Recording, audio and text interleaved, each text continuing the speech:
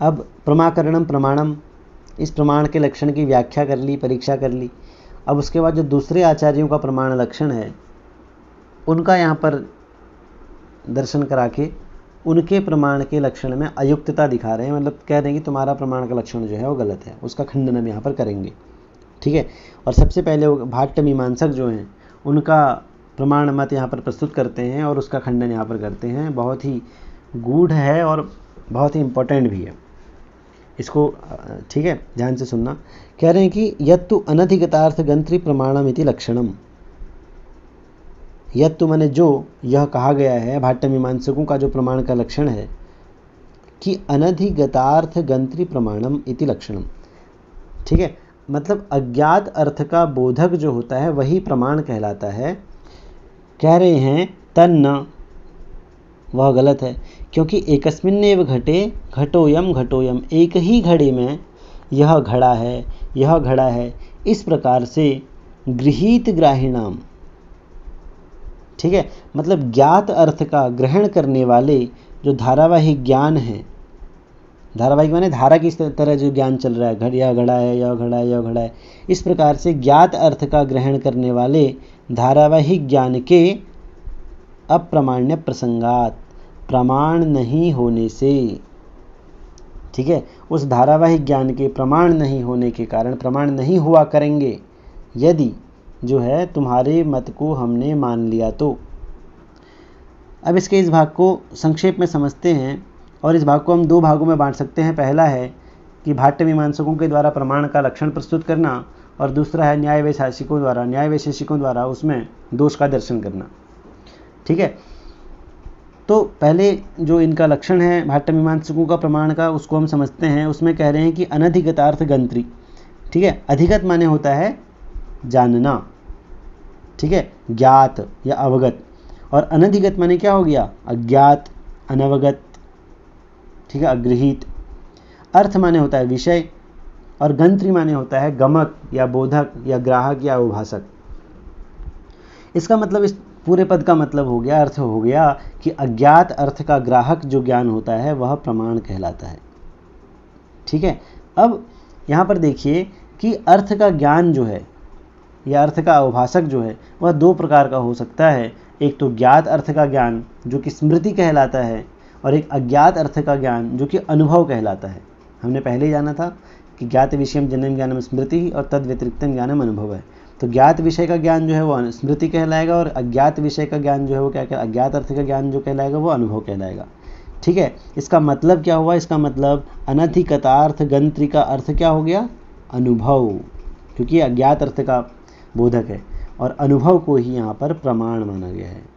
तो भाट्ट मीमांसक कह रहे हैं कि अनुभव ही जो है वो क्या है, प्रमाण है। इसका मतलब इन्होंने यहाँ पर यथार्थ पद रखने की जो है ज़रूरत नहीं समझी। क्यों? क्योंकि उनके मत में सभी अनुभव जो है उत्पत्ति की अवस्था में यथार्थ ही होते हैं। ठीक है, मान लीजिए हमने सुक्ति में रजत की अनुभूति करी तो उस समय पर वह यथार्थ अनुभव ही है। बाद में हमने जाना कि कारण दोष के ज्ञान से, बाद में हमें एक दूसरा ज्ञान हुआ कि कारण दोष ज्ञान, कि हमारे कारण में दोष था, ऐसा ज्ञान हुआ, और इस ज्ञान के बाद हो जाने से, ठीक है, हमें यह पता लग गया कि वो रजत है, कि वह सुक्ति है, रजत नहीं है।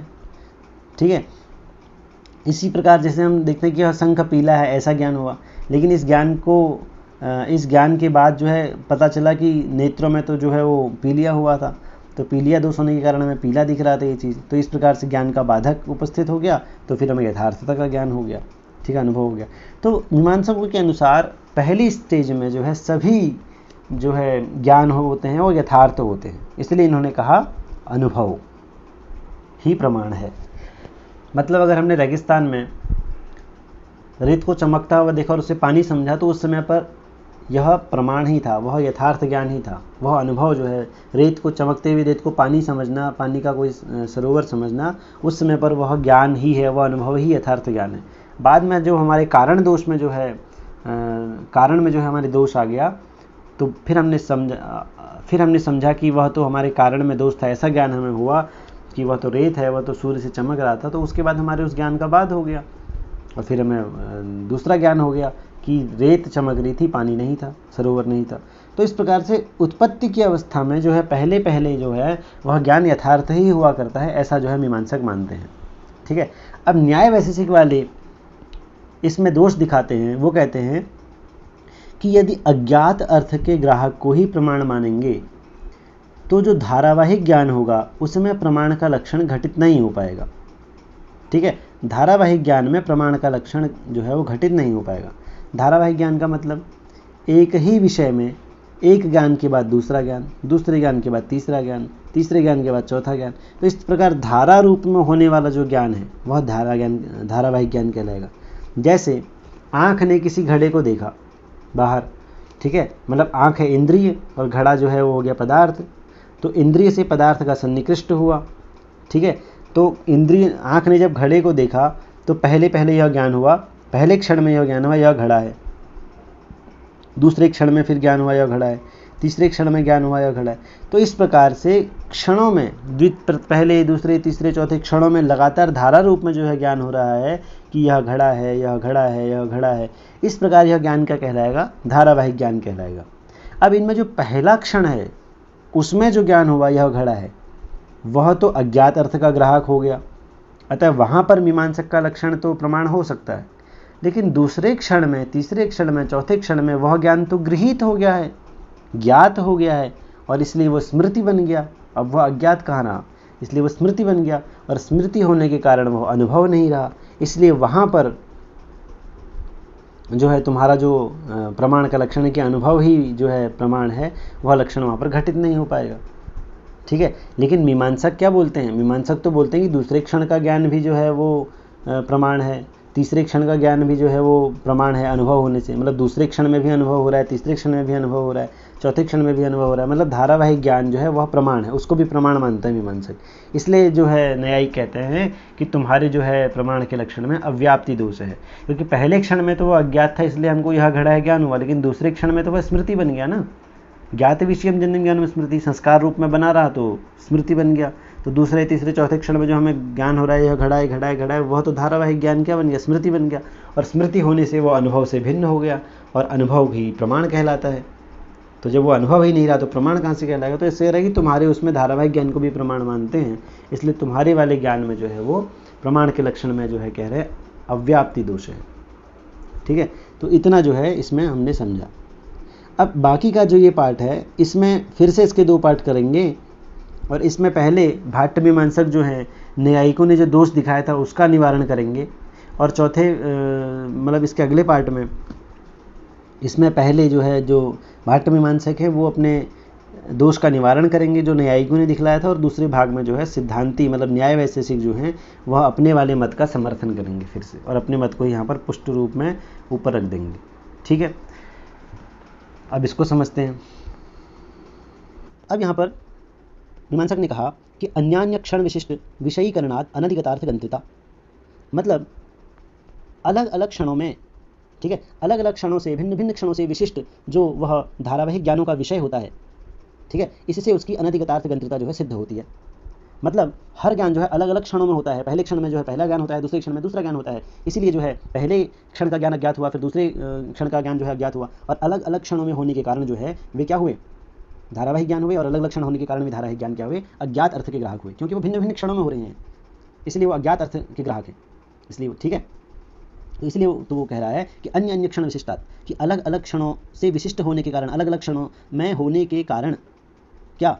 विषयीकरणात्, जो धारावाहिक ज्ञानों का जो विषय है, ठीक है, उन धारावाहिक ज्ञानों का विषय भिन्न भिन्न क्षणों से विशिष्ट होता है, इसलिए वे क्या होते हैं? अनधिगतार्थ गंत्रिता, इसलिए वे अज्ञात अर्थ के ग्राहक होते हैं।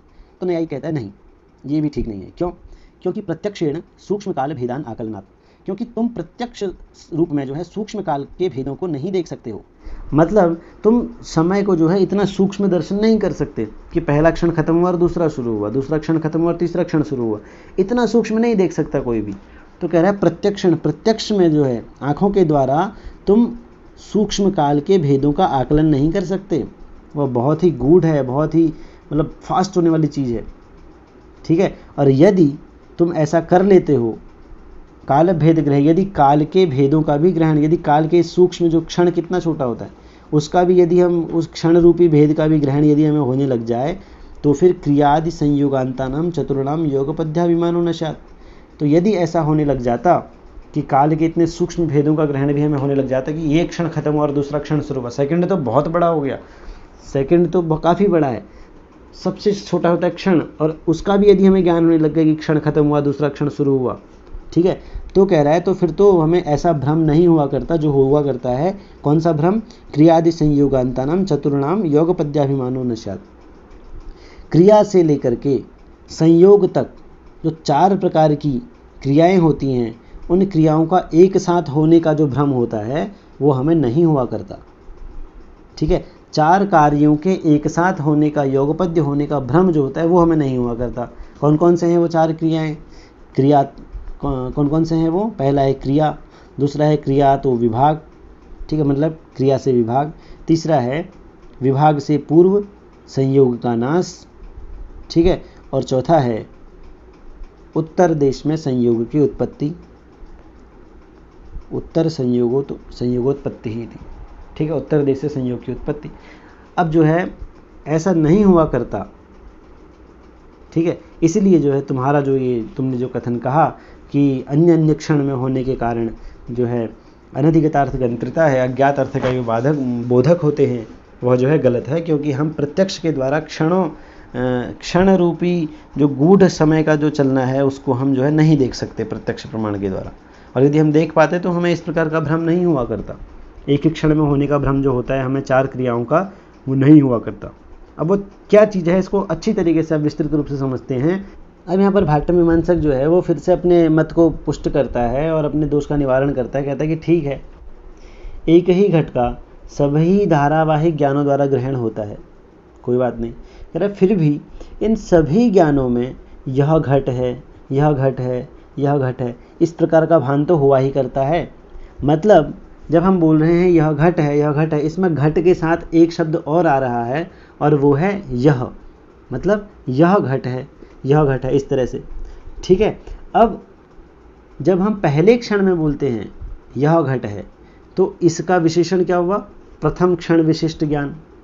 जब हम दूसरे क्षण में बोलेंगे यह घट है तो उसका विशेषण क्या हुआ? द्वितीय क्षण विशिष्ट ज्ञान। जब हम तीसरे क्षण में बोलेंगे यह घट है तो इसका विशेषण क्या हुआ? तृतीय क्षण विशिष्ट ज्ञान, ठीक है। इसका मतलब इनके विशेषण क्या हो रहे हैं? बदल रहे हैं बार बार। पहले क्षण में हम बोल रहे हैं प्रथम क्षण विशिष्ट घट का ज्ञान, द्वितीय क्षण में हम बोल रहे हैं द्वितीय क्षण विशिष्ट घट का ज्ञान, तृतीय क्षण में हम बोल रहे हैं तृतीय क्षण विशिष्ट घट का ज्ञान।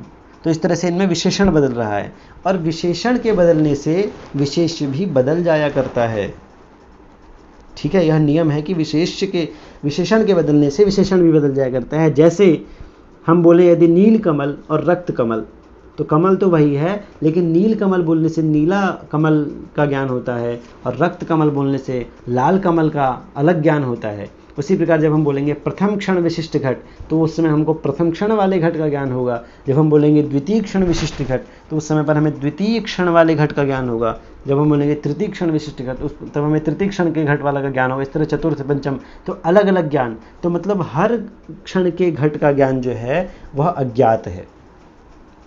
यदि वह ज्ञात होता तो हम द्वितीय क्षण के घट के ज्ञान को भी हम प्रथम क्षण विशिष्ट ज्ञान ही बोलते।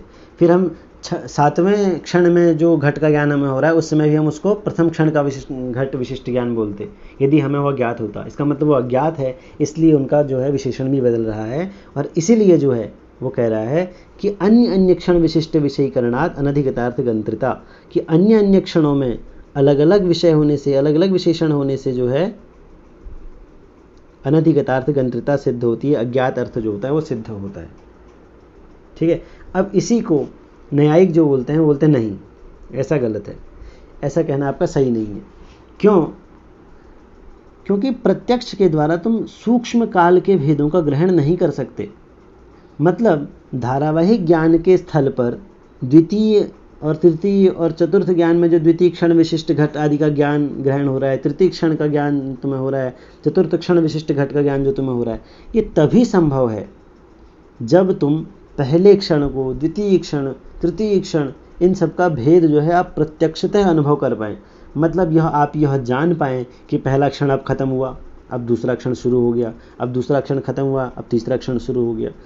जब आप ये जान पाएंगे तभी जो है आपका जो है ये प्रथम क्षण विशिष्ट द्वितीय क्षण विशिष्ट ज्ञान जो है सिद्ध हो पाएगा। लेकिन हम कहाँ जान पाते हैं, इतना गूढ़ दृष्टि या इतनी गूढ़ नज़र थोड़ा ना होती है हमारी कि हम ये जान पाएंगे प्रथम क्षण अब खत्म हुआ, दूसरा क्षण शुरू हो गया, दूसरा क्षण खत्म हुआ, तीसरा शुरू हो गया। ठीक है, कालों के जो ये भेद हैं ये तो बहुत सूक्ष्म हैं, अतः हमें प्रत्यक्ष द्वारा इनका ग्रहण नहीं हो सकता। और जब हम क्षण नाम के इस काल के भेद का प्रत्यक्ष द्वारा ग्रहण ही नहीं कर सकते, तो द्वितीय क्षण विशिष्ट घट, तृतीय क्षण विशिष्ट घट, चतुर्थ क्षण विशिष्ट घट, इसका ज्ञान हम कैसे कर पाएंगे।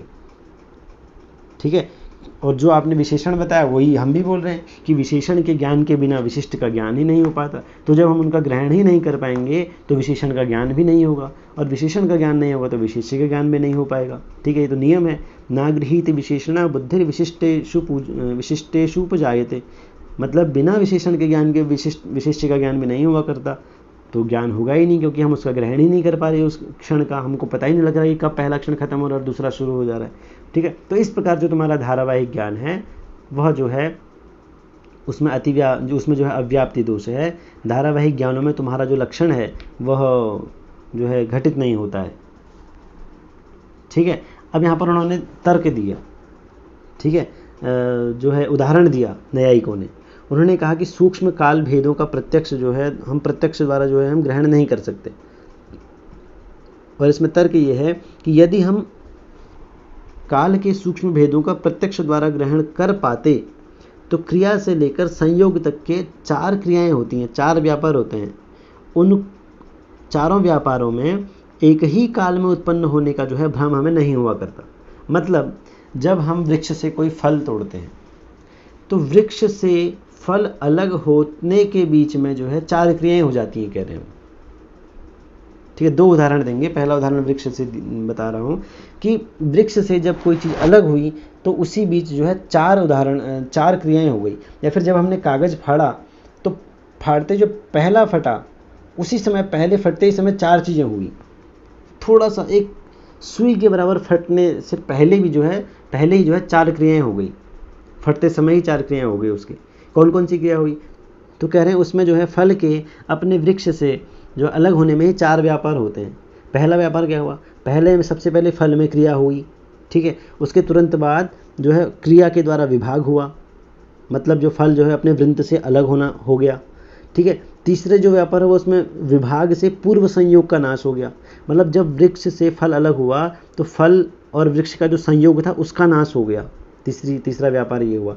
और चौथा व्यापार क्या हुआ, चौथा व्यापार ये हुआ कि फल का दूसरे देश से दूसरे स्थान से संयोग होना। ठीक है, जब वह वृक्ष फल नीचे गिरा, मतलब किसी कपड़े पर गिरा या ज़मीन पर गिरा तो उससे उसका संयोग हुआ, तो ये 4 क्रियाएं हो गई। ठीक है, तो इन 4 क्रियाओं का हमें पता लगता है क्या। दूसरा उदाहरण समझिए, कह रहे हमने कमल के पत्तों को हमने अलग अलग किया और सारे पत्तों को जो है एक गट्ठी बना ली उनकी। ठीक है, एक के ऊपर एक पत्ता रख के एक बड़ी सी गट्ठी बना ली। मान लीजिए हमने 50 पत्तों को रखा इस तरह से कमल के, और कह रहे हैं कि हमने उसमें सुई चुभाई, तो हमें पता लगता है कि कब पहला पत्ता छिदा, कब दूसरा पत्ता छिदा, कब तीसरा पत्ता छिदा। नहीं, हमें तो लगता है कि एक ही क्षण में सभी छिद गए, एक क्षण में सभी छिद गए, तो हमें नहीं पता लगता। तो जिस तरह से हमें इनका पता नहीं लगता, उसी तरह जो है क्रिया से विभाग से पूर्व संयोग का नाश, फिर उत्तर संयोग के साथ जो है उत्पत्ति, ये जो है हमें नहीं पता लगता। इसीलिए जो है हम तुम्हारे धारावाहिक ज्ञान में इस लक्षण को जो है नहीं घटा सकते। ठीक है, हमें तो यह भ्रम होता है कि एक ही काल में जो है सारी क्रियाएं हो गई, एक ही काल में जो है फल वृक्ष से गिर गया, एक ही काल में किसी सुई आदि से अनेक कमल के पत्रों को हमने बीध दिया, हमने छेद दिया। तो यदि सूक्ष्म काल भेदों का प्रत्यक्ष हमें हुआ करता तो इस प्रकार की भ्रांति हमें नहीं हुआ करती। तो इस प्रकार जब सूक्ष्म काल भेदों का ग्रहण नहीं होगा तो द्वितीय क्षण आदि से विशिष्ट घट का ज्ञान कैसे हो पाएगा। तो फिर धारावाहिक ज्ञान के स्थल पर द्वितीय आदि जो ज्ञान है, द्वितीय तृतीय चतुर्थ आदि जो ज्ञान है, ये ज्ञात अर्थ के ग्राहक हो जाएंगे, मतलब स्मृति बन जाएंगे, और स्मृति होने से ये अनुभव नहीं रहेंगे, और अनुभव नहीं रहेंगे तो तुम्हारा ज्ञान का लक्षण यहाँ घटित नहीं हो पाएगा। अनधिगतार्थ गंत्र प्रमाणम, यह प्रमाण का लक्षण जो है सिद्ध नहीं हो पाएगा। इसलिए तुम्हारा यह जो लक्षण है यह क्या है, पूरी तरह से गलत है। और हमारा जो लक्षण है प्रमाकरणम प्रमाणम यथार्थानुभव प्रमा, वो बिल्कुल सही है। ठीक है, इस प्रकार से जो है यहाँ पर इन्होंने अपने मत को उपस्थापित किया। आगे कह रहे हैं कि ननु प्रमायः कारणानि बहूनि सन्ति प्रमात्री प्रमेयादीनी तान्यपि किम कारणानि उतनेति। मतलब प्रमा के तो अन्य भी अनेकों कारण हैं, जैसे कि हो सकते हैं, जैसे कि प्रमाता, प्रमेय, ठीक है, इत्यादि।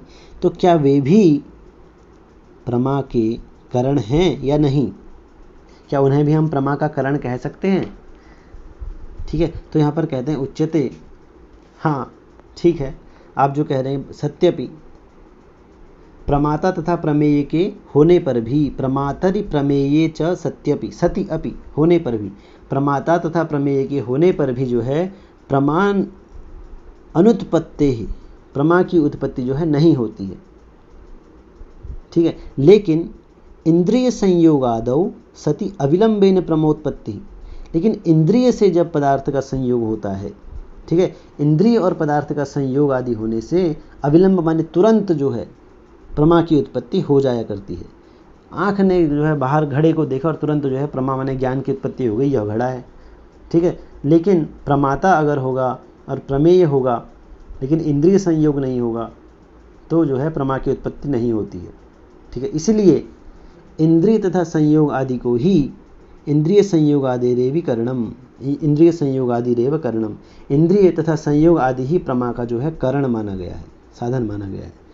ठीक है, और कह रहे हैं प्रमायाः साधकत्वात् विशेषे अपि अनेनैव उत्कर्षेण अस्य प्रमात्रादिभ्यो अतिशयत्वादि अतिशयितं साधकम साधकतमं तदेव करणम इत्युक्तम। मतलब प्रमाता आदि सभी में प्रमा की कारणता का भेद नहीं होने पर भी, ठीक है, प्रमायाः साधकत्वा अविशेषे अपि, ठीक है, प्रमा के मतलब प्रमाता आदि सभी में जो प्रमा की कारणता आदि जो भेद है, कारणता का जो भेद है वो नहीं होने पर भी इसी उत्कर्ष के द्वारा, अननेव उत्कर्षेणेव, मतलब इंद्रिय आदि संयोग रूपी उत्कर्ष के द्वारा ही जो है प्रमाता आदि की अपेक्षा प्रमात्रादिभ्यो अतिशयत्वादि अतिशयितम, प्रमाता आदि की अपेक्षा जो है इंद्रिय आदि का संयोग जो है वो अतिशय साधक बनता है, साधकतम बनता है ज्ञान की उत्पत्ति में। अतः वह साधकतम होने के कारण, प्रमाता आदि की अपेक्षा इंद्रिय संयोग आदि जो है वह साधकतम होने के कारण इसीलिए उसको क्या कहा गया है, करण कहा गया है। और प्रमाता को जो है प्रमेय को जो है करण नहीं कहा गया है। ठीक है, अतः प्रकृष्ट साधक ही जो है वो क्या है, साधकतम है और वही करण है। अतः इंद्रिय संयोग आदि रेव प्रमाकरणम, अतः जो है इंद्रिय और पदार्थ का संयोग जो होगा और उससे जो ज्ञान उत्पन्न होगा वही जो है प्रमा का करण कहलाया जाएगा। प्रमाणम न प्रमात्रादि, न कि प्रमाता प्रमेय आदि, ठीक है, उनको नहीं माना जाएगा। तो इस प्रकार से जो है यहाँ पर प्रमाण के बारे में बताया गया। अभी प्रमाणों के भेदों को नहीं बताया गया है, तो प्रमाण के रूप में विस्तृत अपने प्रमाण के लक्षण को उपस्थापित करके, ठीक है, दूसरे के प्रमाण के लक्षण का खंडन किया और अपने प्रमाण के मत को जो है प्रबल पुष्टि और युक्ति और उदाहरणों के द्वारा जो है यहाँ पर रखा गया। और इसके बाद अब कह रहे हैं कि तानी च प्रमाणानि चत्वारि, वे जो प्रमाण जिनके बारे में इतनी लंबी चर्चा चल रही थी वे चार हैं, जैसा कि न्याय सूत्र में कहा गया है। प्रत्यक्ष, अनुमान, उपमान, शब्दाः प्रमाणानि। वो प्रमाण कौन कौन से हैं? प्रत्यक्ष है पहला, अनुमान है दूसरा, उपमान तीसरा और शब्द जो है चौथा। इति माने इस प्रकार से, मतलब न्याय वैशेषिक के अनुसार, इस ग्रंथ तर्क भाषा के अनुसार न्याय वैशेषिक ग्रंथ में, न्याय वैशेषिक दर्शन में चार प्रमाण हैं, प्रत्यक्ष, अनुमान, उपमान और शब्द। ठीक है, क्योंकि तर्क भाषा जो है वो न्याय वैशेषिक का प्रकरण ग्रंथ है, इसलिए इनके अनुसार जो है चार प्रमाण है, प्रत्यक्ष, अनुमान, उपमान और शब्द। और अब हम जो है एक एक करके सबके बारे में जानेंगे।